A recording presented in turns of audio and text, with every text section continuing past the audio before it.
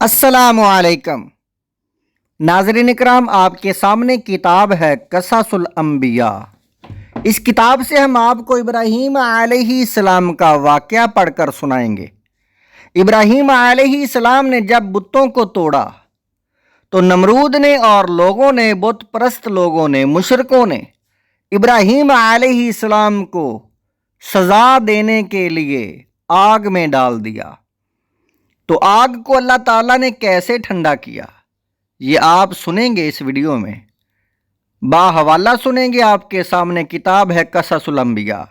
آپ سے گزارش ہے ویڈیو کو مکمل دیکھیں، لائک اور سبسکرائب کریں اور ثواب دران حاصل کریں۔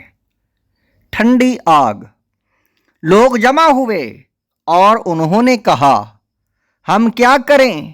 ابراہیم نے بتوں کو توڑا ہے اور ان کو ذلیل کیا ہے۔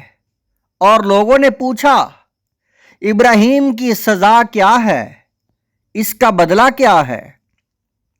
جواب یہ تھا، اسے آگ میں ڈال دیا جائے، آگ میں جلا دو، اپنے بتوں کی مدد کرو۔ اور یہی ہوا۔ انہوں نے آگ جلائی اور اس میں ابراہیم علیہ السلام کو پھینک دیا۔ لیکن اللہ نے ابراہیم علیہ السلام کی مدد کی اور آگ سے کہا، اے آگ، ابراہیم پر ٹھنڈی اور سلامتی والی ہو جا۔ اور ایسا ہی ہوا۔ آگ ابراہیم علیہ السلام کے لیے ٹھنڈی اور سلامتی والی ہو گئی، اور لوگوں نے دیکھا کہ آگ ابراہیم علیہ السلام کو کوئی تکلیف نہیں دے رہی تھی، کوئی تکلیف نہیں دے رہی۔ اور لوگوں نے دیکھا کہ ابراہیم علیہ السلام بہت خوش ہیں اور صحیح سالم ہیں۔ لوگ سخت حیران ہوئے۔ آگے واقعہ ہے، ابراہیم علیہ السلام نے جب لوگوں کو دیکھا کہ لوگ ستارے کی اور سورج کی، چاند کی پوجا کرتے ہیں، تو آپ نے اس وقت اپنے رب کو کیسے تلاش کیا؟ میرا رب کون ہے؟ اور ایک رات ابراہیم علیہ السلام نے ایک ستارہ دیکھا۔ ناظرین اکرام، یہ بچپن کی بات ہے، جب آپ کی والدہ غار میں جا کر ابراہیم علیہ السلام کو دودھ پلاتی تھی۔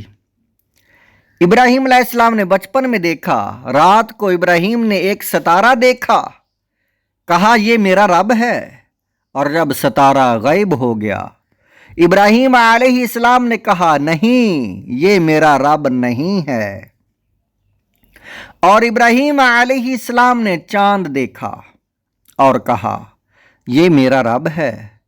اور جب چاند غائب ہو گیا تو ابراہیم علیہ السلام نے کہا، نہیں، یہ میرا رب نہیں ہے۔ اور سورج نکلا تو ابراہیم علیہ السلام نے کہا، یہ میرا رب ہے، یہ بہت بڑا ہے۔ اور جب رات کو سورج بھی غائب ہو گیا تو ابراہیم علیہ السلام نے کہا، نہیں، یہ میرا رب نہیں ہے۔ بے شک اللہ زندہ و جاوید ہے، مرے گا نہیں، وہ باقی رہنے والا ہے، غائب نہیں ہوتا، بے شک اللہ طاقتور ہے، اس پر کوئی چیز غالب نہیں آ سکتی۔ ستارہ کمزور ہے، اس پر صبح غالب آ جاتی ہے۔